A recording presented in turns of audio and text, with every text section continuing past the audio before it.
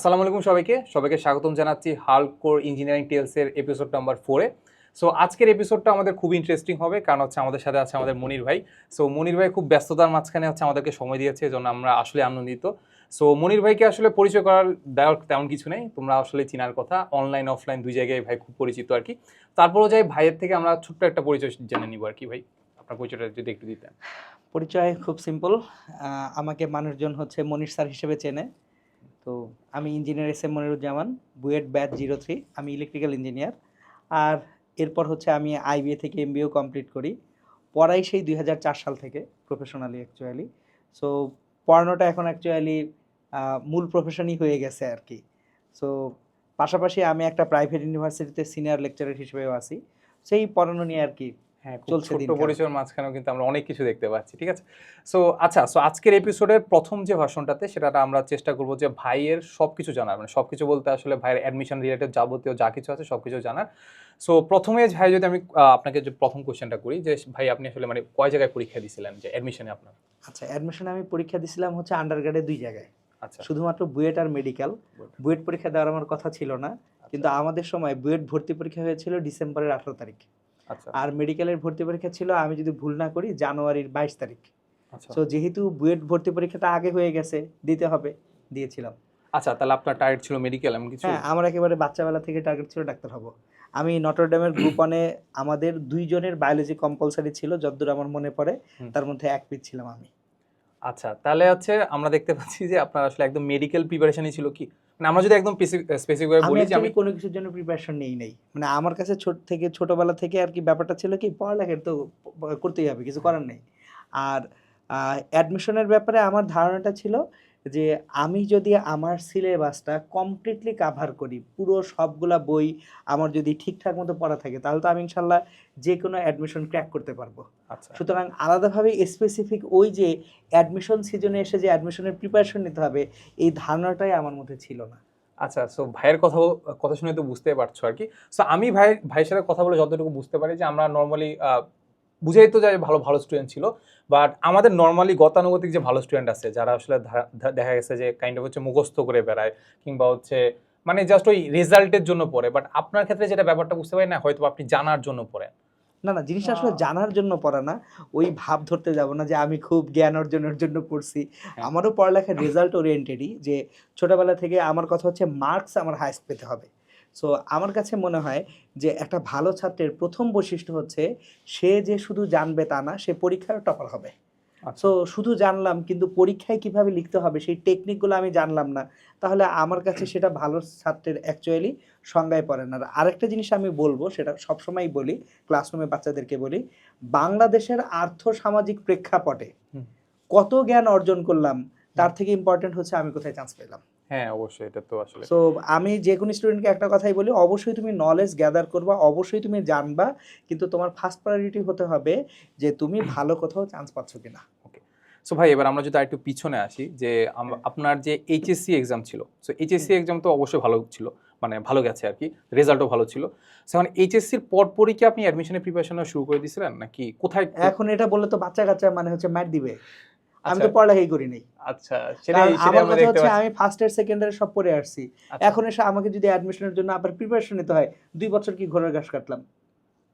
ওকে। So actually মানে আমি যদি ইন শর্ট আমার গল্পটা বলি, আমি অ্যাডমিশন কোচিং করতাম 2 জায়গায়। আচ্ছা, সো কেন 2 জায়গায় করতাম সেটা একটু বুঝিয়ে বলি। আমি কোচিং এর নাম বলব না, কারণ তাহলে ওকে। তাদের মার্কেটিং করা হবে। সো বেসিক ব্যাপারটা আমার আব্বু যান, আমি যেহেতু মেডিকেলেই ভর্তি হব, আমাকে মেডিকেল একটা কোচিং এ ভর্তি করালেন তখনকার। তো ফার্ম গেটে আমি ভর্তি হলাম কোচিংটায়। ভর্তি হওয়ার পরে কয়েকদিন পরে যেয়ে দেখি এখানে বন্ধু-বান্ধব কম। তো আচ্ছা, যেহেতু বন্ধু-বান্ধব কম, বন্ধু-বান্ধবের সঙ্গে দেখা হচ্ছে না। আমি আবার কলেজ লাইফ থেকে একসাথে গ্রুপ স্টাডি করে অভ্যস্ত। হুম, সো তখন ভাবলাম ঠিক আছে, তাহলে একটা ইঞ্জিনিয়ারিং কোচিংয়ে করি, কারণ ওখানে বন্ধু-বান্ধবের সংখ্যা বেশি। সো যেয়ে ভর্তি হলাম সঙ্গে ইঞ্জিনিয়ারিং কোচিংয়ে। একই দিনে 2 টা কোচিং রাখলাম। যে সকালে আমার মেডিকেলের কোচিং, তারপর দুপুরবেলা আমার ইঞ্জিনিয়ারিং কোচিং। তো বেসিক ব্যাপার ছিল আমি কোচিংয়ে আসতাম, ক্লাস মিস দিতাম না। হুম, কিন্তু ক্লাসের মধ্যে বসে আমি আমার মতো করে পড়তাম। ভাইয়ারা কি পড়াচ্ছে সেই পড়াটা যদি রিলিভেন্ট বা প্রাসঙ্গিক হতো আমি পড়তাম। যদি অপ্রাসঙ্গিক হতো, বিশেষ করে আজাইরা ইনফরমেশন দিত কিছু, যেটা জীবনেও গত 10-12 বছরের কোশ্চেন ব্যাংকে নাই। আমাদের সময় তো কোশ্চেন ব্যাংক ছিল, মানে আমি 2003 সালে ভর্তি পরীক্ষা দিই, আমাদের সময় রয়্যাল গাইড নামে একটা গাইড ছিল, প্রচারণা করে দিলাম। তখনকার রয়্যাল গাইড আসলে দুর্দান্ত রয়্যাল গাইড ছিল, মানে একটা বেশ মোটা বই ছিল। সেই মোটা বইয়ের মধ্যে গত আমাদের সময় খুব সম্ভবত 91 সাল থেকে প্রশ্ন ছিল 2002 সাল পর্যন্ত। তাহলে আমি তো এই 12 বছরের কোশ্চেন আগে থেকেই পড়ে আসতেছি। সো ভাইয়া ক্লাসে যেটা দেখাচ্ছে না সেটা বইয়ে আছে, না সেটা প্রশ্ন ব্যাংকে আছে। সো আমি এক্সট্রা ইনফরমেশনগুলো কখনোই নিতাম না, কারণ আমি যেহেতু 12 বছরের প্রশ্ন ব্যাংক সলভ করেছি, আমি সলভ করতে যেয়ে দেখেছি যে অ্যাডমিশনে চান্স পাওয়ার মতো যে মার্কসটা দরকার সেটা শুধুমাত্র আমাদের যে সিলেবাস অনুযায়ী পাঠ্য বইগুলো আছে এটা পড়লেই হয়ে যায়। সো আমি কেন এক্সট্রা প্রেশার নিব? এটা ছিল অ্যাকচুয়ালি আমার পড়ার স্টাইলটা। সো আমি যেহেতু ফার্স্ট ইয়ার সেকেন্ড ইয়ার ওইভাবেই পড়ে আসছি, সবগুলা বইয়ের সকল অনুশীলনী সলভ করা আমার, তারপর প্রশ্ন ব্যাংক আমি তখনই সলভ করে ফেলছি। অ্যাডমিশনের সময় আমার কাজটা ছিল আমি ক্লাসরুমগুলোয় আসতাম, ক্লাসে অ্যাটেন্ড করতাম, দেখতাম, রিভিশন করতাম, এবং একটা ইন্টারেস্টিং কাজ করতাম। আমি কখনোই কোনো পরীক্ষা প্রিপারেশন নিয়ে এসে দিতাম না। কেন? তার কারণ হচ্ছে আমি যদি পরীক্ষায় প্রিপারেশন নিয়ে এসে দেই তাহলে তো আমি বুঝবো না আমার উইকনেস কোথায়। সো আমি আমার ইফিসিয়েন্সি বাড়ানোর চেষ্টা করতাম। আমার কথা হচ্ছে পরিশ্রম করব আমি, কিন্তু সেটা পরিশ্রমটা এমনভাবে করব যাতে আমার ইফিসিয়েন্সি বাড়ে। এখন ফার্স্ট ইয়ার সেকেন্ড ইয়ার আমি একটা বইয়ের অংশ পড়ে আসছি, এবার তখন আমি পরীক্ষাটা দিব, পরীক্ষা দিয়ে দেখবো আমি কি কি পারি নাই, তাহলে যা যা পারি না সেটা আমার দুর্বলতা, পড়ে ফেললাম, শেষ। এত কষ্ট করার দরকার কি? আচ্ছা, সো আপনি কি মানে এখন যদি নর্মাল লেভেলের স্টুডেন্ট হয় তাকেও কি আপনি এটা সাজেস্ট করবেন? যে না না না না, আমি নর্মাল লেভেলের স্টুডেন্টদেরকে একটু ডিফারেন্ট কথা বলবো। যেহেতু তুমি আমাকে পার্সোনালি জিজ্ঞেস করছো, আমি আমারটা বললাম এবং শুরুতেই বলছি পোলাপান ম্যাট দিবে। সো নাম্বার 1, আমি আমার লাইফে হেট করতাম পরীক্ষাকে। আচ্ছা, আমি পরীক্ষা দেওয়ায় বিশ্বাসী ছিলাম না, যে একেবারে শুধুমাত্র ফাইনাল পরীক্ষা দিব। আমি আমার লাইফে কোথাও কোনো মডেল টেস্ট দিই নাই, আমি আমার লাইফে কোথাও কোনো এক্সামে বসি নাই, শুধুমাত্র স্কুলের ফাইনাল এক্সামগুলোই বসতাম। তারপর হচ্ছে আমি এইচএসসি বোর্ড পরীক্ষায়, এসএসসি বোর্ড পরীক্ষা দিছি, আর নর্ডেম কলেজের কুইজগুলোয় পার্টিসিপেট করছি। That's it. আলাদাভাবে পরীক্ষা দেওয়াটা আমার কাছে খুব প্যাথেটিক লাগতো এই কারণে যে পরীক্ষা দিয়ে আবার নিজেকে যাচাই করার কি আছে? আমি যদি সব কিছু নিজে পড়ি, পারি, ম্যাথগুলো আমি বসে বসে সব ম্যাথ নিজে নিজে করতে পারতেছি, ডিউ টাইমে করতে পারতেছি, আবার পরীক্ষা দিয়ে যাচাই করার কি আছে? এই ফিলোসফিটা আমার ছিল না। কিন্তু এই জিনিসটা এখনকার জেনারেশনের বাচ্চা কাচ্চাদের জন্য অ্যাপ্লিকেবল না। কেন অ্যাপ্লিকেবল না সেটা আমি একটু বুঝিয়ে বলি। আমাদের সময় কম্পিটিশন একটু কম ছিল। সো কম্পিটিশন যেহেতু একটু কম ছিল, সবাই এত কনসাস ছিল না, সবাই এত কনসার্ন ছিল না। এবং আমি যেহেতু প্রচুর পড়ালেখা করে অভ্যস্ত, আমি জানতাম যে ইনশাল্লাহ বা আমি যে কোনো অ্যাডমিশন টেস্টে বসতে যাই আমি মোটামুটি টপ 100 বা টপ 200 ইনশাল্লাহ থাকবো, এই কনফিডেন্সটা আমার ছিল। এই কনফিডেন্সটার পিছনে কারণটা কি?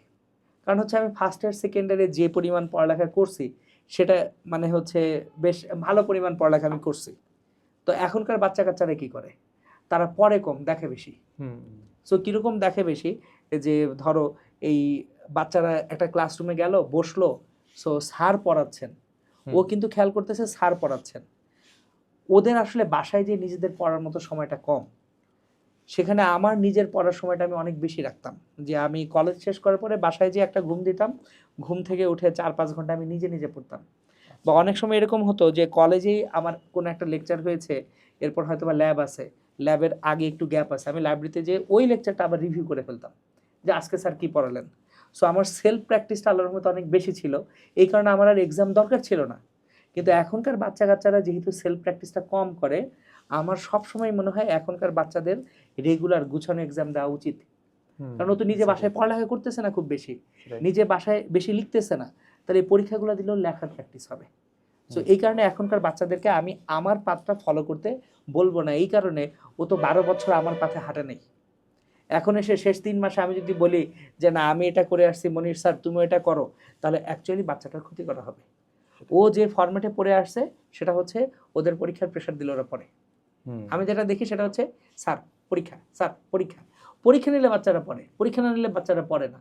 সো এই যে সেলফ মোটিভেশনের জায়গাটা, এটাই যেহেতু একটু ঘাটতি রয়ে গেছে, আমি সব সময় সবাইকে সাজেস্ট করি চ্যাপ্টার পড়ো, সেই চ্যাপ্টার অনুযায়ী গুছিয়ে পরীক্ষা দাও। পরীক্ষা দিয়ে তুমি তোমার দুর্বলতাগুলো ফাইন্ড আউট করো, ফাইন্ড আউট করে তুমি আবার সেইগুলোকে রিভাইজ করো। আচ্ছা, সো দেখতেই পাচ্ছ যে আসলে ভাই থেকে আসলে আমরা অনেক কিছু জানবো আর কি। সো এখন আমরা যদি ভাই বলি যে এইচএসসি থেকে আমার যে বুয়েটের যে পরীক্ষা ছিল ওটা আসলে গ্যাপ কতটুকু ছিল বা আমাদের সময় তো পরীক্ষাগুলো একটু পরে হতো। আমাদের সময় অ্যাকচুয়ালি হাতে একটু সময় পাওয়া যেত। আমাদের অ্যাকচুয়ালি আমার ঠিক এক্সাক্ট খেয়াল নেই। এইচএসসি পরীক্ষা বোধহয় শেষ হলো আমাদের সময় আগস্ট মাসে। হুম। সো এবং হচ্ছে অ্যাডমিশন টেস্ট হলো ডিসেম্বর মাসে। তো সেপ্টেম্বর, অক্টোবর, নভেম্বর, ডিসেম্বর ৪ মাস মোটামুটি আমরা সময় পেলাম। আচ্ছা, আর হচ্ছে মেডিকেল অ্যাডমিশন টেস্টটা তো বললাম ২২শে জানুয়ারিতে 22 ছিল। জানুয়ারি, আর ঢাকা বিশ্ববিদ্যালয়ের ভর্তি পরীক্ষা ছিল ২৬শে ফেব্রুয়ারি। 26 সো একটু তাহলে বোঝার চেষ্টা করি। প্রথমে হচ্ছে বুয়েট অ্যাডমিশন টেস্ট ১৮ই ডিসেম্বর, মেডিকেল অ্যাডমিশন টেস্ট হচ্ছে ২২শে জানুয়ারি। আর যদি আমি ভুল না করি, আমার যতটুকু খেয়াল আছে মেমোরিতে, আর ঢাকা ইউনিভার্সিটির ভর্তি পরীক্ষা ছিল ২৬শে ফেব্রুয়ারি। আমি ডিইউতে ভর্তি পরীক্ষায় বসি নাই, কারণ যেহেতু আমার বুয়েটে হয়ে গেছে, বুয়েটে ভর্তি হয়ে গেছি। এরপর মেডিকেল ভর্তি পরীক্ষায় উত্তীর্ণ হলাম, কিন্তু আর মেডিকেলে গেলাম না।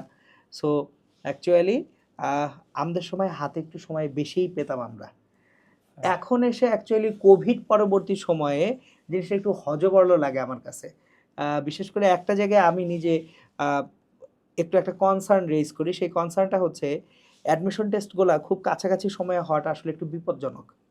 কেন বিপজ্জনক? আল্লাহ না করুক কারো একটা পরীক্ষা খারাপ হলো। ও ওই ট্রমা থেকে বের হয়ে আসার আগে আরেকটা পরীক্ষায় যখন বসতে যায়, তখন ওর পরীক্ষাটা খারাপ হওয়ার সম্ভাবনা বেড়ে যায়। সো আমি অ্যাকচুয়ালি এই ভিডিওটা যদি হচ্ছে বিশ্ববিদ্যালয়ের কেউ দেখেন, যারা হচ্ছে কর্তা ব্যক্তি আছেন, আমি তাদেরকে রিকোয়েস্ট করব আপনারা বাচ্চাদের উপরে এই জুলুমটা বন্ধ করেন। আপনারা পরীক্ষাগুলোর মাঝে একটু গ্যাপ রাখেন। এট লিস্ট একটা পরীক্ষার সাথে আরেকটা পরীক্ষার গ্যাপ আমার মতে মিনিমাম ৭ দিন থাকা উচিত। কিন্তু এখন দেখা যায় ২ দিন ৩ দিনের গ্যাপে পরীক্ষাগুলো পড়তেছে। এইটা আমার কাছে একেবারেই ভাল লাগে না। সেটাই, যাতায়াতের ব্যাপার আছে, তারপর কেউ যদি একটা সিক হয়ে হ্যাঁ, যায় শেষ মানে। মানে হচ্ছে আমার কাছে জিনিসটা মনে হয় যে বাচ্চা-কাচ্চাদেরকে আমরা এখন টুল বা যন্ত্রাংশ হিসেবে দেখতেছি। হ্যাঁ। এগুলো যন্ত্রাংশ না, এগুলো মানুষ। মানে হচ্ছে আমি নিজেও তো ওই অ্যাডমিশন ফেজটা পার করে আসছি। হ্যাঁ, হয়তোবা আল্লাহ তাআলা আমাকে দক্ষতা দিছেন বলে আমার জন্য জার্নিটা কঠিন ছিল না। হুম। আল্লাহ তাআলা আমার পরিবারকে সামর্থ্য দিছেন বলে আমি ইনশাআল্লাহ এফোর্ড করতে পারছি। কিন্তু আমরা যদি ওভারঅল সিনারিওটা দেখি ভাইয়া, সারা বাংলাদেশে কয়টা বাচ্চা-কাচ্চা আছে আর্থিকভাবে তাদের ফ্যামিলি তাদেরকে এই ফুল সাপোর্টটা দিতে পারে? আমার কাছে এই জিনিসগুলো পীড়াদায়ক লাগে যে আমরা যারা বিভিন্ন পজিশনে চেঞ্জ আনতে পারার, তারা চেঞ্জ আনার কোনো চেষ্টাও করি না। আমরা মানে হচ্ছে এই জিনিসগুলো খুব মানে উপেক্ষা করি কেন আমি এটা বুঝি না। যে এটা তো মৌলিক মানবিক গুণ হওয়া উচিত ছিল। হুম। আচ্ছা, তো ভাই এখন আমি জাস্ট এটা জিজ্ঞাসা করার যে ভাই যেহেতু মেডিকেলে প্রিপারেশন নিছিলেন প্লাস মেডিকেলে পড়ার ইচ্ছা ছিল, তো কেন হঠাৎ করে বুয়েটে আসা? আচ্ছা, এইটা একটা পার্সোনাল ইগোর জায়গা ছিল অ্যাকচুয়ালি। তো ইগোর জায়গাটা কিরকম? যে আমার এক্সাক্টলি খেয়াল আছে মেডিকেলের রেজাল্ট যেদিন হলো আরকি। আমাদের সময় হচ্ছে অনলাইন ছিল না। ২০০৩ সালের গল্প বলছি আমি। হুম, হুম। ২০০৪ সালে আমাদের মেডিকেল ভর্তি পরীক্ষা হয়। ২২শে জানুয়ারি রেজাল্টটা কয়েকদিন পরেই হয়। তো সকালবেলা আমাদের বাসায় পত্রিকা আসতো। ওই পত্রিকার মধ্যে মেডিকেলের রেজাল্ট পাবলিশ হতো। হুম। সো মেডিকেলের রেজাল্ট যখন আমি দেখলাম, আমাদের সময় ঢাকাতে ২ টা মেডিকেল ছিল। একটা ডিএমসি আর হচ্ছে এসএসএমসি। তো আমার একটা এক্সপেকটেশন ছিল আমি ইনশাআল্লাহ ডিএমসি বা এসএসএমসি কোনো একটা চান্স পেয়ে যাব। হুম। কিন্তু আমার মেরিট লিস্টে আমি দেখলাম নামটা চিটাগাং মেডিকেল কলেজে। মন ভেঙে গেল। আহ! যে আমি চিটাগাং মেডিকেল কলেজ পড়ব না। তখনই সিদ্ধান্ত নিলাম না আমি পড়ব না। তো এটাতে আপনার প্যারেন্টসরা কিছু বলে নাই? অবশ্যই বলছে। আমার আব্বু একটু ক্ষেপেছিল আমার হুম। উপরে। আব্বু বেশ ভালোই ক্ষেপছিল। তো আব্বু ক্ষেপার পরে আমি আবার সিদ্ধান্ত নিলাম ঠিক আছে যাই। বুয়েট থেকে সার্টিফিকেট তুলে যাই। চট্টগ্রামে যেয়ে ভর্তি হই। কারণ বুয়েটে তো তোদের নিয়ে আমি ভর্তি হয়ে আছি। হ্যাঁ। সো আমার খুব সম্ভবত আ ফেব্রুয়ারির ১১ তারিখ ভর্তির ডেট ছিল। তো আমি ফেব্রুয়ারির ১০ তারিখ বুয়েটে যাই, যদি ডেটটা ভুল না করি। বুয়েটে যেয়ে ফর্ম তোলার আগে আমি মানে হচ্ছে আ এই মেডিকেল রিলেটেড কিছু বড় ভাইয়ের সঙ্গে দেখা করতে যাই। আচ্ছা। তো সেই বড় ভাইদের সঙ্গে দেখা করতে যেয়ে ওইখানে কিছু কথাবার্তায় আমার কাছে মনে হয় যে না, মেডিকেলের পরিবেশটা বোধহয় এত ভালো না। মানে ওইখানে কিছু রাজনৈতিক কথাবার্তাও চলে আসে। ধর্মীয় ভাবধারা, রাজনৈতিক আদর্শ হ্যান-ত্যান। আমি প্রচণ্ড পরিমাণে বিরক্ত হয়ে যাই। আমি পড়তে যাচ্ছি। হুম। আমি একজন ডাক্তার হব, আমি মানুষের সেবা করব, আমি সেবক হব। এইখানে কে কোন মতাদর্শের? হুম। আমার অ্যাজ এ ডক্টর আমি যদি একটা রোগীকে ট্রিট করতে যাই, সে কোন মতাদর্শে বিশ্বাস করে এতে তো কিছু আসে যায় না। সে আমার হুম। রোগী হবে। কিন্তু যখন এই কথাবার্তাগুলো শুনলাম, আমার কাছে মনে হলো যে না, কেমন জানি একটু লাগতেছে। আবার সত্যি কথা বলতে বুয়েট ক্যাম্পাস দেখে ভাল লেগে গেছিল। আচ্ছা। সো যেহেতু বুয়েট ক্যাম্পাসে গেছি, পাশাপাশি ঢাকা মেডিকেল কলেজের ক্যাম্পাসে গেছি। উইথ ডিউ রেসপেক্ট, আমি কারোর প্রতি ডিসরেসপেক্ট শো করতেছি না। আমার কথা বলার উদ্দেশ্য এটা না যে কোনো প্রতিষ্ঠানকে ছোট করা, সকল প্রতিষ্ঠানই দরকার আমাদের। তো আমার পার্সোনালি মেডিকেলের ক্যাম্পাসের তুলনায় মানে হচ্ছে বুয়েট ক্যাম্পাসটা ভালো লাগছিল। তো তখন চিন্তা করলাম যে ওকে, আমি তাহলে আর সার্টিফিকেটগুলো না তুলি। আর একটা কারণ ছিল, সেই কারণটা একটু বুঝিয়ে বলি। আমার অ্যাকচুয়ালি ডাক্তার হওয়ার ইচ্ছা ছিল বায়োলজির প্রতি আগ্রহ থেকে, মানুষকে সেবা করার প্রতি আগ্রহের থেকেও বেশি ছিল বায়োলজির প্রতি আগ্রহ। মানে বায়োলজি খুব ভাল লাগতো আমার পড়তে। আচ্ছা, এখন আমার বায়োলজি ভাল লাগতো, কিন্তু আমি এইচএসসি লাইফে ম্যাথ বই সলভ করছিলাম মাত্র 5টা। আমার ম্যাথ অপশনাল ছিল। হ্যাঁ, ম্যাথ হচ্ছে আমি আহসান তরফদার মুজিব করছিলাম, গোলাম রহম কাজী করলাম, লুৎফুজ্জামান করলাম, তারপর এসিও আহমেদ করলাম, এরপর হচ্ছে আফসরুজ্জামানের বই করলাম, আর নিমাই স্যারের শীট করলাম। সো বই 5টার, নিমাই স্যারের শীট। তো এগুলা মানে আমার এটাই মনে হচ্ছে আসলে কি সম্ভব ভাই? অবশ্যই সম্ভব, আপনার দ্বারা সম্ভব, বাট আমার দ্বারা মনে জীবনও সম্ভব না। যে কোনো স্টুডেন্টের দ্বারা সম্ভব ভাই। একটা কথা আমি শুরুর দিকে বলতেছিলাম, ইফিসিয়েন্সি। আচ্ছা, আমি পড়ালেখায় ইফিসিয়েন্সিতে বিশ্বাসী। আচ্ছা, কিরকম ইফিসিয়েন্সিতে বিশ্বাসী আমি একটু বুঝাই বলি ভাইয়া। আমি কিন্তু প্রথমে একটা বই পড়ছি। আচ্ছা, সো একটা বই পড়ছি বলতে বীজগণিত এবং হচ্ছে ত্রিকোণমিতি পড়লাম হচ্ছে আফসরুজ্জামান স্যারের বই, আর হচ্ছে জ্যামিতি এবং হচ্ছে ক্যালকুলাস করলাম খুব সম্ভবত, না ওটা আফসরুজ্জামান স্যারের বই করলাম। তাহলে আমার কিন্তু একটা বই সব ম্যাথ করা শেষ। আচ্ছা, এবার এইচএসসি টেস্ট পরীক্ষার পরে হাতে যে সময়টুকু থাকে, বাচ্চা কাচ্চা কি করে, মডেল টেস্ট দেয়। আমি তো মডেল টেস্ট দিব না, কারণ আমার দেওয়ার কি আছে, আমি তো বইয়ের সব পারি, মডেল টেস্টে তো একই কোশ্চেনই তুলবে। তাহলে এই সময়টা আমি কি করব? সো আমাদের কলেজে টেস্ট পরীক্ষা শেষ হয়ে গেছিল 2003 সালের জানুয়ারির মধ্যেই টেস্ট পরীক্ষা শেষ। আমরা এইচএসসি পরীক্ষায় বসছিলাম সম্ভবত মের শেষে বা জুনের শুরুতে। তাহলে আমার এখানে 4-5 মাস সময় আমি কি করব বাসায় বসে, যেহেতু আমি মডেল টেস্ট দিব না? তাহলে আমার তো এখন রিভিশন করতে হবে। ঠিক আছে, ম্যাথ বই তাহলে একটা বই নিয়ে খুললাম, বসলাম। যে কথার কথা, আমি যখন হচ্ছে এসু আহমেদের বই খুলে বসলাম, অলরেডি কিন্তু আমার একটা বই সব ম্যাথ করা, তার মানে বই খুলে দেখি এটা তো 80% ম্যাথ ওইখানে চলে গেছে। তাহলে আমি আসলে কতটুকু ম্যাথ করতেছি? 20%। এরপর 3 নাম্বার বইয়ে যখন গেলাম 10% আছে নতুন ম্যাথ। 4 নাম্বার বইয়ে যায় দেখি মোটামুটি 2 থেকে 3% ম্যাথ। সো আমি আসলে বলতেছি 5টা বই। মানুষজনের মাথায় কি আসতেছে, আল্লাহ 5টা বই করছে। সেটাই, মাঝখানে কমন তো ছিল অনেক কমন ভাই। মোটামুটি এই 5টা বইয়ের 70 to 75% ম্যাথ একই ম্যাথ। বাকি 25% ম্যাথও কমতে শুরু করে। মানে বাচ্চা কাচ্চারা এই জিনিসটা বুঝে না। ওরা যেহেতু পড়ালেখার সময় হাইপার হয়ে পড়ে, বা আমার আরেকটা টেন্ডেন্সি ছিল বারবার রিভিশন। আমি চেষ্টা করতাম অ্যাটলিস্ট 5 বার রিভাইজ করতে। আচ্ছা, যে কোনো রিভিশনের মানে টাইমটা কেমন থাকতো, যে আমি পরের দিন রিভিশন দিব নাকি এক মাস পরে? এটা হয়তো কি যে আমি প্রত্যেক উইকে যা পড়তাম সেটা উইকেন্ডে রিভিশন করতাম। মানে আমি রিভিশনের রুটিনটা একটু যদি বলি, আমি আজকে যেটা পড়ালো ক্লাসে সেটা চেষ্টা করতাম এই সপ্তাহের মধ্যেই পড়তে, নেক্সট সপ্তাহে না নিতে।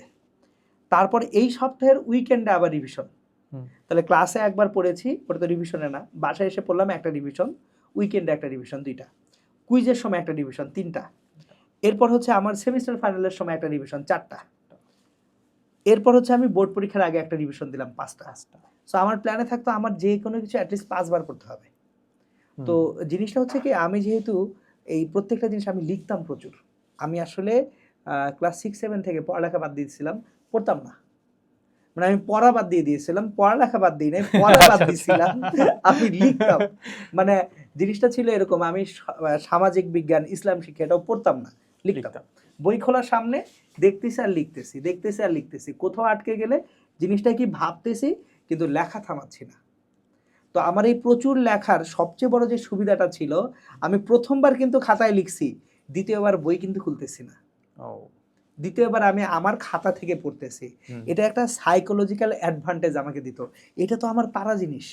সো আমি একটা মোরাল বুস্ট আপ পাইতাম, এইটা আমি নিজে লিখছি, নিজে পড়ছি, দ্বিতীয়বার আমি লিখতেছি, এটা কেন পারবো না? অবশ্যই পারবো ইনশাল্লাহ।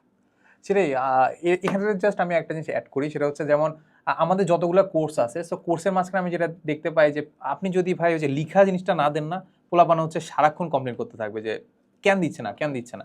আর আমার কথা হচ্ছে যখন আমি ক্লাসটা করতেছি তুই নিজেরা একটু নোট করবি না, ওরা এটা করতে চায় না। ওরা চায় যে আপনার যে লেকচার নোটটা দেখছেন ওইটা দেখে দেখে ওরা পড়বে। সো এটা তো ওদের জন্য হার্মফুল। অবশ্যই। মানে ব্যাপারটা হয়েছে গেছে কি, আমি কিছু কিছু ক্ষেত্রে বলি এডটেক আমাদের জন্য অভিশাপ। তো কোন ক্ষেত্রে আমি বলি এডটেক আমাদের জন্য অভিশাপ সেটা বুঝাই বলতেছি। প্রথম অভিশাপের জায়গাটা বুঝাই বলি। একটা বাচ্চাকে সব করিয়ে দেওয়া মানে বাচ্চাটাকে পঙ্গু করা, বাচ্চাটাকে জাস্ট অটিস্টিক করে ফেলা। কিভাবে? ও যখন দেখতেছে সবকিছুর সলিউশন আছে, ও ওর মাথাটাকে খাটাচ্ছে না। সেটাই। এখন অ্যাডমিশন টেস্টের দিন ও কি সব কমন পাবে? আর কমন পাইলেও ও কয়টা মনে রাখতে পারবে? আমি একটা এক্সাম্পলে যে আজকের ক্লাসেও আমি দিয়ে আসলাম, আমার অফলাইন ক্লাস ছিল সন্ধ্যায়, সেখানে বাচ্চাদেরকে বললাম যে দেখো আমিও এখানে এসে অন্যান্য এডটেকের ভাইয়াদের মতো বলতে পারি যে দেখো বুয়েট ভর্তি পরীক্ষায় 14টি রিটেন কোশ্চেন আসে, 14টি না 13টা, মানে ফিজিক্সে 13টা, ম্যাথে থাকে 14টা, ফিজিক্সে 13টা রিটেন কোশ্চেন আসে, আমি 13টাই মোটামুটি কমন ফেলতে পারবো, কিন্তু সেই জন্য আমাকে ম্যাথ করতে হবে মোটে 4000। তো 4000 ম্যাথ করিয়ে 13টা কমন ফালানোর মধ্যে কোনো ক্রেডিট নেই। আর বাচ্চারা ওই 4000 ম্যাথ করে 13টা মনে রাখতে পারবে না, কারণ 4000 ম্যাথ মাথায় থাকবে না। সেটাই। এখন 4000টাকে 4000-এর মতো চিন্তা করবে যে না 4000-এর উপর। হ্যাঁ, সো প্রবলেমটা কোথায়? প্রবলেমটা হচ্ছে চান্স পাওয়ার জন্য আসলে অনেক কিছু দরকার না। চান্স পাওয়ার জন্য দরকার হচ্ছে পরিমিত পড়ালেখা করা এবং ইফিসিয়েন্সি বাড়ানো। আমার যদি ইফিসিয়েন্সি না বাড়াইতে পারি, কম সময়ে সমাধানের টেকনিক ডেভেলপ করতে না পারি, অনেক ম্যাথ করেও আমি অ্যাডমিশন টেস্টে চান্স পাবো না। এখন অ্যাডমিশন টেস্টের মূল জিনিস হচ্ছে ব্রেইনকে খাটানো, মাথাটাকে খাটানো। এখন যখন ওরা সব কিছুই দেখতেছে করা করা করা, ও ব্রেনটাকে খাটাচ্ছে না। সো আমার কাছে যেটা মনে হয় এখন সেটা হচ্ছে এই যে বাচ্চারা কমপ্লেন করতেছে কঠিন বা পারতেছি না, এর সবচেয়ে বড় কারণ হচ্ছে ওরা নিজেরা প্র্যাকটিস করতেছে না। আর এডটেকের আমরা যারা আছি আমরা আবার ভাবতেছি সব করিয়ে দিলে বোধহয় বাচ্চাটার ভালো হবে। আসলে সব করিয়ে দিলে বাচ্চাটার ভালো হয় না। সব করিয়ে দিলে জিনিসটা হচ্ছে অনেকটা এরকম যে আমরা সার্কাসে অনেক কিছু করতে দেখি, যে সার্কাসে একটা মানুষ হয়তো বা জাগলিং করতেছে, বল জাগলিং করতেছে। এখন কেউ যদি সারাদিন বসে বসে ওই জাগলিং দেখতেও থাকে, সে নিজে কিন্তু করতে পারবে না, তাকে জাগল করতে হবে। প্রথমবার হাত থেকে বলটা পড়ে যাবে, দ্বিতীয়বার হাত থেকে বলটা পড়ে যাবে, হয়তো বা 200তম বারে সে জাগলটা করতে পারবে। এখন যারা বাচ্চারা অনলাইনে বেশি ঝুঁকে গেছে, এরা সবসময় ভাবতেছে এই ভাইয়ার প্লেলিস্ট দেখছি আমি তো বস, অথচ ও বিও ডাবল এস, একটা এস না, যারা বায়োলজি কম্পালসারি আসো তারা হচ্ছে বিও ডাবল এস না হয়ে তুমি বিও এস হয়ে গেছো। কেন? কারণ হচ্ছে তুমি নিজে প্র্যাকটিস না করার কারণে তোমার মনে হচ্ছে তুমি পারো, পরীক্ষার হলে যে তুমি ঠিকই দেখবে তুমি কিছুই পারো না, কারণ তুমি সেটা নিজে হাতে কলমে করোনি। সেটাই ভাই। সো আমরা এখানে অনেক কিছু বলে ফেলছি আর কি। সো এখন ভাই আমি যদি একটা পার্সোনাল কোশ্চেন করি যে ভাই আপনার কি কোনো ভার্সিটিতে পড়ার টাইমে কখনো আফসোস হয়েছিল যে না আসলে মেডিকেলে যাওয়া উচিত ছিল? কখনোই না, কারণ আমি কখনোই ঘাড়ের উপর দিয়ে পিছনে তাকাইতাম না। সিদ্ধান্ত নিছি, কারণ লাইফে পিছনের দিকে তাকানো মানেই হচ্ছে আমার সময়টুকু ওয়েস্ট করা। আচ্ছা, সো ভাই আমি যদি আমার কথা বলি, আমারও কাইন্ড অফ সিনারিও এমনই ছিল। সো দেখা যাইতো যে মানে আমার 14 গোষ্ঠীর সবাই এসে আমাকে হচ্ছে আফসোস করাইতো যে না আসলে এটা ভুল ডিসিশন ছিল। সো এক্ষেত্রে যদি ভাই কিছু বলতেন। আমি জানি যে এমন অনেকেই থাকবে যারা আসলে মেডিকেল ছেড়ে বুয়েটে আসছে, এরপরে জাস্ট ওই ফ্যামিলি প্রেশারে দেখা যাচ্ছে যে হয়তো বা আবার চিন্তা করতেছেন আবার মেডিকেল সেকেন্ড টাইম দিব। ও না, মানে আমার ক্ষেত্রে আসলে যেটা অ্যাডভান্টেজ ছিল সেটা হচ্ছে যেহেতু আল্লাহর রহমতে আলহামদুলিল্লাহ এটা আল্লাহ তাআলার মানে হচ্ছে দয়া, আমি ছোটবেলা থেকেই মোটামুটি ভালো স্টুডেন্ট ছিলাম। তো নিজের উপরে একটা কনফিডেন্স ছিল, আর আমার বাবা মায়ের আমার উপরে একটা কনফিডেন্স ছিল, এবং আমার বাসায় আসলে ওই টাইপ প্রেশারটা একটু কম ছিল। আমি বলবো না প্রেশার ছিল না, অবশ্যই বাবা মা আমাকে লাইনে রাখার জন্য কিছু প্রেশার দিতেন, কিন্তু অন্যান্য প্যারেন্টসদের তুলনায় আমার প্যারেন্টসরা এই ব্যাপারে একটু লিবারেল ছিলেন। কীরকম লিবারেল? তোমার যেহেতু ভালো লাগতেছে না, ঠিক আছে তুমি এটা করো না। আর আত্মীয় স্বজনের যে ব্যাপারটা সেটা হচ্ছে আমার মোটামুটি 7-8 পড়ার সময় থেকেই আমার বাবা মা পড়ালেখার ব্যাপারে আত্মীয় স্বজনের কোনো রকম ফিডব্যাক নিতেন না। তাদের কথা ছিল লাইফ তো বাচ্চার, সুতরাং আপনাদের ফিডব্যাক না দিলেও চলবে টাইপ আর কি, ইনডিরেক্টলি একটু বোঝানো যে ভাই আপনি আপনার কাজ করেন, আমার বাচ্চা পড়তেছে ওকে ওটা করতে দেন। আর আল্লাহর রহমতে যেহেতু রেজাল্টটা সবসময় আমি ধরে রাখতে পারছি, আমার বাবা মায়ের ওই কনফিডেন্সটা আমার উপরে গ্রো করছে যে ঠিক আছে ও তো কখনোই কোথাও আটকাচ্ছে না, খারাপ করতেছে না, বা তাদের যে এক্সপেকটেশন সেই অনুযায়ী রেজাল্ট করতে পারতেছি। আর ফাইনাল একটা ব্যাপার হচ্ছে যে আমি কেন কখনোই রিগ্রেট করি নাই সেটার কারণটা বলি। আমি অ্যাকচুয়ালি যখন ওই বুয়েট থেকে আমার যেদিন সার্টিফিকেট তুলে মেডিকেলের দিকে যাওয়ার কথা, ওই দিন আমি বুয়েটের হাফ হলে বসে একটু চিন্তা করতেছিলাম যে আমার সামনে এখন দুটো পাথ। এক হচ্ছে আমার ছোটবেলার যে ড্রিম বা প্যাশন, সেই প্যাশনটাকে ফলো করা, আরেকটা হচ্ছে ফিজিক্সের প্রতি ভালোবাসাটাকে জিইয়ে রাখা। মানে আমি একটা ডাইলেমায় পড়ে গেলাম, কারণ হচ্ছে আমি ম্যাথ এবং ফিজিক্সে, আমি বলবো না আমি আহামরি ম্যাথ বা ফিজিক্স পারি, কিন্তু মানে ভাল লাগতো, ম্যাথ করতে ভাল লাগে, ফিজিক্স পড়তে ভাল লাগে, প্রবলেম সলভ করতে ভাল লাগতো। তো অনেকক্ষণ বসে বসে চিন্তা করতেছিলাম যে আমি যদি ডাক্তার না হই সেক্ষেত্রে আমি কি হবে, একটা ইঞ্জিনিয়ার হব। তো ইঞ্জিনিয়ার হওয়া মানে হচ্ছে ম্যাথ এবং ফিজিক্স নিয়ে পড়ালেখা করা। আমি যদি এখন ডাক্তার হতে যাই, আমি কি আর ফিজিক্স পড়তে পারবো কিনা, এই কোশ্চেনটা আমি নিজেকে আস্ক করলাম। আমি দেখলাম যে অ্যান্সারটা না আসতেছে কেন। ফিজিক্স বা ম্যাথ পড়ার জন্য ভালো একজন মেন্টর লাগে। Biology, with due respect to all biology teachers, আমি বায়োলজি শিক্ষকদের প্রতি সম্পূর্ণরূপে সম্মান রেখে কথাটা বলতেছি, বায়োলজি নিজে নিজেও পড়া যায়, কারণ বায়োলজির অধিকাংশ জিনিস ইনফরমেশন বা তথ্য, একটু সময় নিয়ে গুছায় পড়লে পড়া যায়। কিন্তু পদার্থবিজ্ঞান বা ম্যাথ একজন ভালো গাইড বা মেন্টর ছাড়া বোঝা খুব কঠিন কাজ। তো আমার যেহেতু যখন এটা মনে হইলো যে আল্লাহ, আমি তো বায়োলজি চাইলে নিজেও পড়তে পারবো, কিন্তু আমি তো ফিজিক্স ম্যাথ নিজে পড়তে পারবো না, তাহলে মেডিকেলে যাওয়া মানে হচ্ছে আমার ফিজিক্স ম্যাথকে ছেড়ে দেওয়া। এবং তখন আমার ভিতর থেকে আওয়াজ আসলো, জি না, এটা করা যাবে না, আমাকে ফিজিক্স ম্যাথ নিয়ে থাকতে হবে। এই কারণে অ্যাকচুয়ালি কখনো ভাই রিগ্রেট হয় নাই আমার। আচ্ছা, তাহলে ভাই এবার আমি যদি চলে যাই যে আপনি বুয়েটে টিকে গেছেন বা বুয়েটে পড়া শুরু করে দিচ্ছেন, এরপরে লাইফটা কেমন ছিল, মানে 4 বছর বা 5 বছর আসলে কেমন ছিল? আমি এনজয় করছি আমার বুয়েট লাইফ, পুরো আচ্ছা, দোস্তর এনজয় করছি। মানে যে রিয়েলিটি ছিল ওটা এক্সপেকটেশনের সাথে মিলে গেছে? মানে আমি অ্যাকচুয়ালি এক্সপেকটেশন নিয়ে চলি নাই। আচ্ছা, মানে আমার কাছে বুয়েট লাইফটা, আমি একটু এইভাবে বলি, পা কখনো মাটি থেকে তুলতে দেয় নাই আমার ফ্যামিলি। আমার বাবা মা সবসময় চেষ্টা করতেন যে আমাকে মাটিতে রাখতে, আচ্ছা, যে আমি বুয়েটে পড়ি বলে বাসায় আমাকে এক্সট্রা কোনো খাতির করে নাই কখনো। তো বুয়েটে পড়ে তো কি হয়েছে, ব্যাপারটা এরকম। সো আসলে যে আমার ওইভাবে বুয়েট লাইফ নিয়ে আসলে এক্সপেক্টেন্সি যদি বলি, আমার শুরু থেকে ইচ্ছা ছিল যে মোটামুটি একজন ভালো ইঞ্জিনিয়ার যাতে হতে পারি। তো এই জন্য একাডেমিক পড়ালেখায় মনোযোগ ছিল, কিন্তু কখনোই টিচার ফাইটার ছিলাম না, কারণ আমি শুরুতে ঢুকেই বুঝে গেছি ও আমার দিয়ে হবে না। তো প্রথম দিকের যে 10-15 জন আছে এদেরকে দেখে বুঝে গেছি যে আল্লাহ তাআলা এদের দুনিয়ায় পাঠাইছেন পড়ালেখা করার জন্য, এদের মাথা অন্য জিনিস, আমি এদের সঙ্গে কম্পিটিশনে যাইতে পারবো না, বাদ দেই। রাদার আমি চেক অ্যান্ড ব্যালেন্স করি। সো চেক অ্যান্ড ব্যালেন্সটা কীরকম ছিল, যে আমি বুয়েটের পড়ালেখার পাশাপাশি প্রচুর খেলতাম।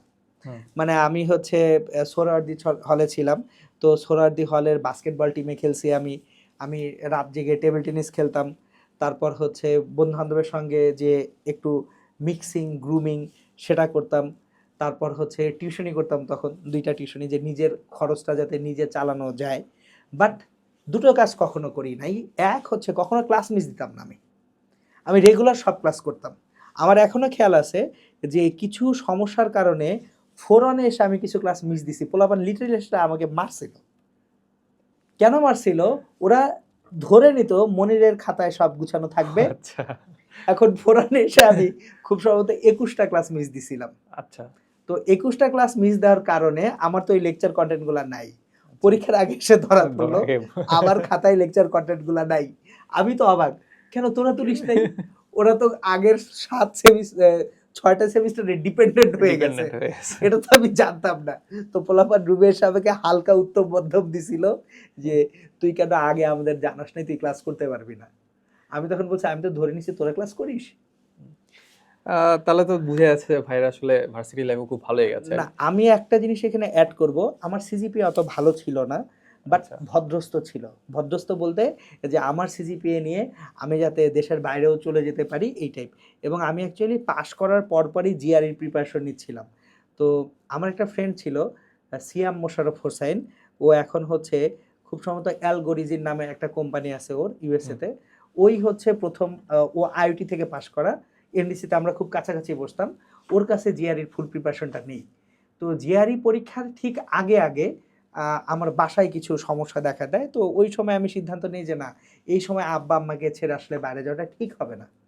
তো পুরোটাই আসলে না ভাইয়া রিজিক, যে আমি মেডিকেলে যে গেলাম না, হুম, আমার রেজাল্টটা আল্লাহ তাআলা কিন্তু দেওয়ার পরে আমি গেলাম না, রিজিক। সেটাই। ইঞ্জিনিয়ার হলাম মানে হচ্ছে মাথায় ছিল সব সময় বাইরে যাব বাইরে যাব, হুম, জিআরইর প্রিপারেশন নিয়ে জিআরই পরীক্ষাই দিলাম না, আচ্ছা। আবারও রিজিক। তো এরপর হচ্ছে আমি রবি আজিয়াটা লিমিটেডে জয়েন করি তখন, মানে 2009 সালে পাশ করার পর। সো পড়লাম আমি পাওয়ার মেজর নিয়ে, জব করতে গেলাম কমিউনিকেশনে, এটাও আরেকটা রিজিক। হুম, সো আসলে একটা সময় এসে আমি রিয়েলাইজ করলাম যে লাইফে ফ্লেক্সিবল হওয়াটা জরুরি। আমি যেটা চাবো সেটা সবসময় নাও হইতে পারে। আর আসলে সাকসেস সবসময় আমার চাওয়া পাওয়ার উপরে আসলে ডিপেন্ডেন্ট না। সাকসেস হচ্ছে যে আমি যে জিনিসটা পাচ্ছি সেই জিনিসটার প্রতি অ্যাকসেপ্টেন্স গ্রো করাটা। হুম, যে আমি যদি হ্যাপি থাকি যে আলহামদুলিল্লাহ আল্লাহ তাআলা আমাকে এইটা দিছেন, তাহলে আমি সাকসেসফুল। কিন্তু আমার মধ্যে যদি আনহ্যাপিনেস তৈরি হয়, আল্লাহ এটা চাইলাম এটা পাইলাম না, মানে যেটা এখন অধিকাংশ ছেলে পেলে এবং তাদের গার্ডিয়ানদের সমস্যা, এদের রিজিকের উপরে ভরসা নাই। একটা জিনিস চাইলাম কিন্তু পাইলাম না, এরা এটা চিন্তাই করে না যে এটা চেয়েও আমি পাই নাই কারণ এটা রিজিকে নাই। এরা ভাবে এই কারণে এটা হয় নাই, ওই কারণে ওইটা হয় নাই। তো এখানে আমি একটা জিনিস অ্যাড করবই, কোচিং এবং এডটেক এদেরকে আমি মাঝে মাঝে সহ্য করতে পারি না। কেন পারি না সেটা আমি তোমাকে একটু বলি। এইটা একটু সবাই মানে গার্ডিয়ানদেরকে দেখাবেন, মানে আমার এই কথাগুলো অবশ্যই গার্ডিয়ানদের শোনা খুব জরুরি।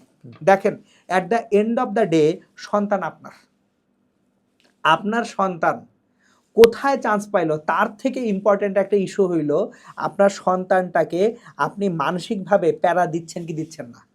তো আমরা এখন গার্ডিয়ানরা একটা প্রচণ্ড ভুল কাজ করে ফেলি, আমার সন্তানটাকে আমি তুলনা করি আরেকজনের সঙ্গে।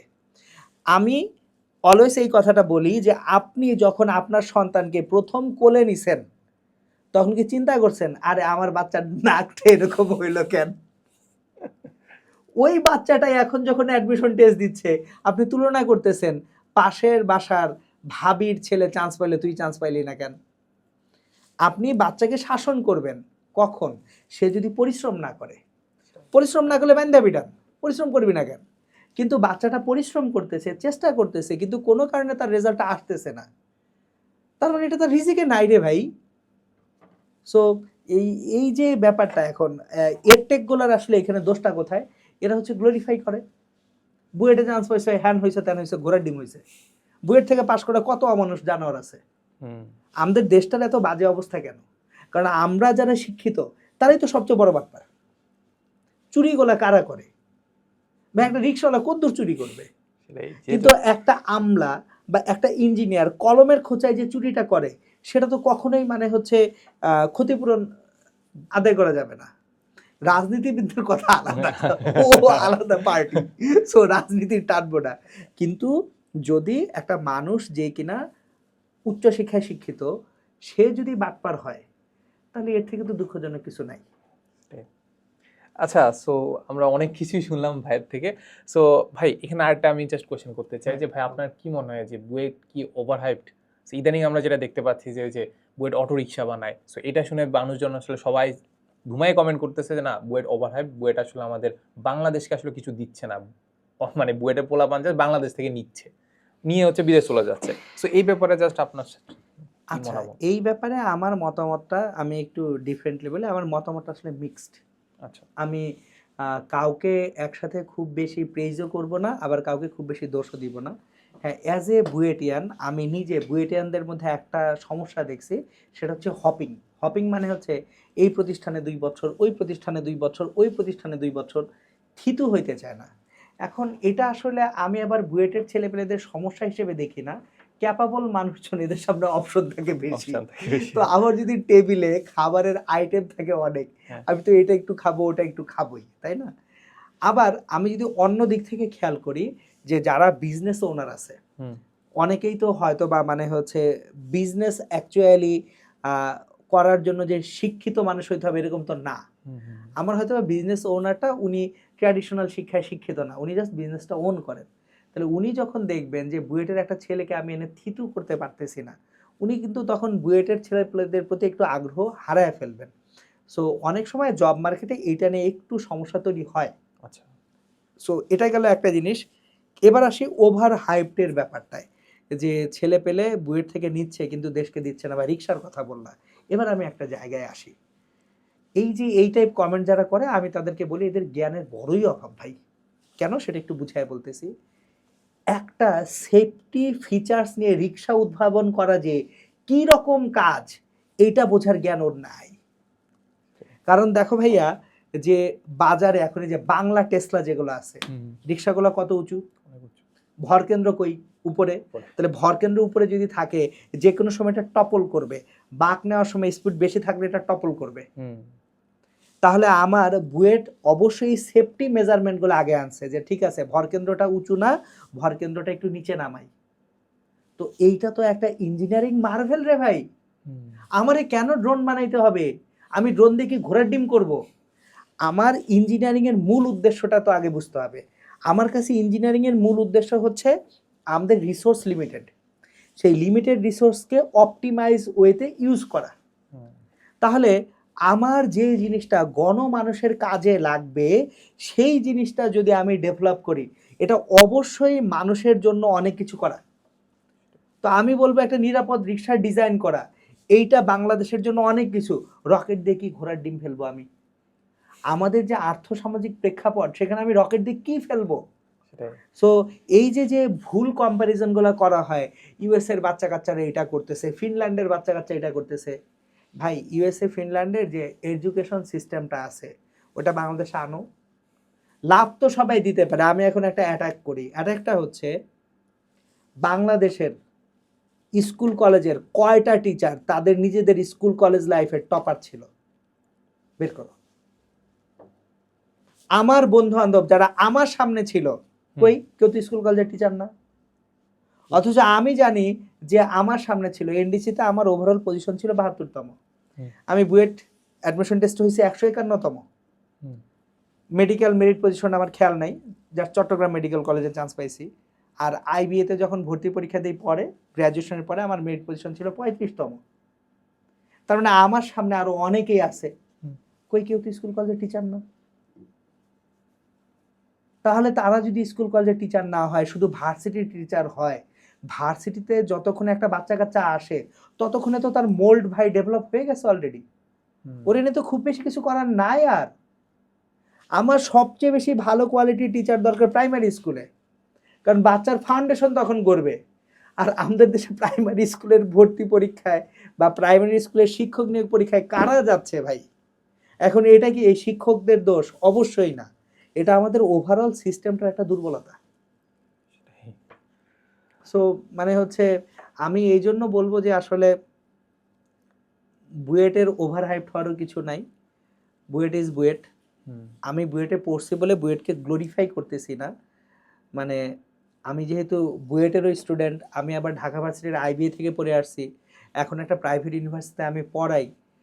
আমার সবসময় যেটা মনে হয়, যে কোনো জায়গা থেকে যে কেউ ভালো করতে পারে ইনশাল্লাহ। দরকার শুধু যে ঠিক মতো নারিশ করা, মোটিভেটেড রাখা। আমাদের প্রবলেমটা হচ্ছে আমরা না তুলনা করি অনেক বেশি, যে ছেলেটা বুয়েটের সে এরকম, ছেলেটা রুয়েটের সে এরকম।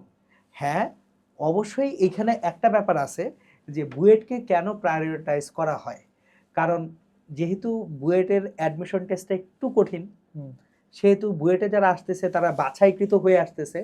আমরা এটা বিলিভ করতে পারি যে ঠিক আছে, সে একটা লেভেল যেহেতু ক্রস করে আসছে, তার মিনিমাম এইটুকু মেরিট আছে। মানে জিনিসটা অনেকটা এইরকম, আমি এইভাবে বলি যে আমি যখন অলিম্পিকের 100 মিটার একটা ইভেন্ট দেখতে যাচ্ছি, যে উসাইন বোল্ট ফাইনালে দৌড়াবে, তো ফাইনালে যে 8 জন দৌড়াচ্ছে, এই 8 জনের কিন্তু একটা মিনিমাম সক্ষমতা আছে বলে তারা হিটগুলা পার হয়ে আসছে। তো আমার কাছে জিনিসটা এইরকম, যে বুয়েটে যারা আসছে তারা জীবনের অনেকগুলা স্টেজ পার করে বুয়েট ভর্তি পরীক্ষাটা পার করে এখানে আসছে। সো এখন যদি বুয়েটে পড়া কেউ চিন্তা করে মুই কে হনুরে, এটা তার অক্ষমতা বা দুর্বলতা। সো আমরা ভাই থেকে আসলে অনেক কিছু শুনলাম, প্লাস আমরা মানে যাবতীয় ভাইয়ের স্টোরি তো শুনলামই, প্লাস ভাইয়ের স্টোরির মাঝখানে আলটিমেটলি বলা যায় যে তোমাদের জন্য গুরুত্বপূর্ণ অনেক ধরনের আসলে অ্যাডভাইস আমরা এখান থেকে শুনলাম আর কি। সো এতটুকু গেলে হচ্ছে আমাদের পডকাস্টের প্রথম ভার্সন। সো সেকেন্ড ভার্সনে আমরা যেটা করি সেটা হচ্ছে আমাদের তোমাদের যে কোশ্চেন আছে সেটা আমরা ভাইয়ের থেকে জানার চেষ্টা করি। সো সেকেন্ড ভার্সনটা দেখার আমন্ত্রণ রইল। আর হচ্ছে আমাদের কোর্সের ব্যাপারে যদি আমি হালকা পাতলা একটু বলে রাখি, যে কোর্সের ব্যাপারে খুব বেশি বলার কিছু নাই, জাস্ট তুমি ডেমো ক্লাসটা দেখো, দেখলেই তুমি বুঝতে পারবা যে আসলে কোর্সের কোয়ালিটি কেমন। আর ভাইয়ের সম্পর্কে যদি জাস্ট একটা জিনিস বলতে চাই যে ভাইয়ের ক্লাসের ব্যাপারটা তোমরা দেখলেই বুঝতে পারবা। মানে আমি আসলে খুব একটা ডিসক্রাইব করতে পারবো না, কারণ আমি ভাইয়ের একটা ক্লাস দেখছিলাম, সেটা হচ্ছে আমাদের ভেক্টরের। সো আমি যেভাবে ভেক্টর পড়াই, বাট ভাইয়া যেভাবে অ্যাপ্রোচ করছে, মানে আমি মনে হয় না যে আমি ওইভাবে অ্যাপ্রোচ করবো কখনো, ঠিক আছে। সো এটা হচ্ছে কথা যে মানে ভাইয়ের পড়ানোর স্টাইলটাই আসলে ইউনিক। সো ভাই না শুধু, শফিক ভাই, তারপর বিফতু ভাই, অরূপ ভাই, সবাই যেহেতু অনেক বছরের এক্সপিরিয়েন্স। ভাই ভাই কয় বছরের এক্সপিরিয়েন্স? আমারই তো 21 বছর হয়ে 21 গেছে। বছরের মতো এক্সপিরিয়েন্স। তো সো বুঝতেই পারছো যে ভাইরা আসলে কাইন্ড অফ একদম সবকিছু দেখছে, মানে একদম এখন যারা যারা পড়াচ্ছে তাদেরও কাইন্ড অফ হচ্ছে ভাইয়ের টিচার। সো আই গেস কোর্সে আসলে ভালো কিছুই হবে আর কি। সো ডেসক্রিপশনে লিংক দেওয়া আছে, সো তোমরা চাইলে হচ্ছে কোর্সে ভর্তি হয়ে যেতে পারো। একটা ছোট্ট জিনিস অ্যাড করতে হবে, তোমার হচ্ছে এটা আমি বলবো বাচ্চাদেরকে, তোমার এটা কোশ্চেন হিসেবে আনা উচিত ছিল আচ্ছা জি ভাই বলো। যে বাচ্চারা কোন কোর্সটা করবে, লাইভ কোর্স নাকি হচ্ছে রেকর্ডেড কোর্স। হ্যাঁ আচ্ছা, এইটা কিন্তু বেশ জরুরি বাচ্চাদের জন্য। আমি সবাইকে একটা কথা বলবো, আমি আসলে লাইভ কোর্সের খুব বেশি পক্ষপাতী না, কেন সেটা একটু বুঝিয়ে বলতেছি। লাইভ কোর্সে অ্যাকচুয়ালি তোমরা দেখো কি হচ্ছে, সেটা দেখো, লেখার সুযোগ থাকে না। ক্লাসরুমে লেখার সুযোগ থাকে, কিন্তু অনলাইনে আসলে সমস্যাটা কোথায়? অনলাইনে যেহেতু স্ক্রিনটা খুব দ্রুত চেঞ্জ হয়ে যাচ্ছে, লেখা নাই হয়ে যাচ্ছে, তুমি কিন্তু স্যারকে বলতে পারতেছো না স্যার আগেই বুঝছেন না। আচ্ছা অফলাইনে ক্লাসরুমে যখন তোমরা বসো তখন কিন্তু স্যারকে বলা যায় স্যার প্লিজ একটু ওইটা মুছেন না, এটা মুছেন। বা আমরা যারা অফলাইনে যখন পড়াই তখন কিন্তু বাচ্চাদেরকে জিজ্ঞেস করি এই তোলা হয়েছে সবার। অনলাইনে কি হয়, পড়ানো শেষ স্লাইড চেঞ্জ। তো লাইভ ক্লাসে তুমি খাতায় তোলার সুযোগ বেশি পাচ্ছ না, বাট তোমার জন্য খাতায় তোলাটা সবচেয়ে ইম্পর্টেন্ট। কেন? কারণ তোমার প্র্যাকটিস করাটা জরুরি। আমি এই জন্য লাইভ ক্লাসের উপরে রেকর্ডেড ক্লাসকে বেশি প্রাধান্য দিই, এই কারণে যে আলটিমেটলি ঘোড়ার ডিম ওই লাইভে যায় কোশ্চেন তোমারও করা হয় না। তোমরা ভাবো লাইভ কোর্সে আমি খুব কোশ্চেন করে উল্টায় ফেলবো, ঘোড়ার ডিম হয়। ওই উল্টা কোশ্চেন টাইপ করতে গেলেই সময় চলে যায়। সেটাই। সো রেকর্ডেড কোর্সের সবচেয়ে বড় যে সুবিধাটা, তুমি চাইলেই পজ দিয়ে পুরো জিনিসটা লিখতে পারতেছো, একটা জিনিস বুঝতেছো না রিওয়াইন্ড করে আবার দেখতে পারতেছো।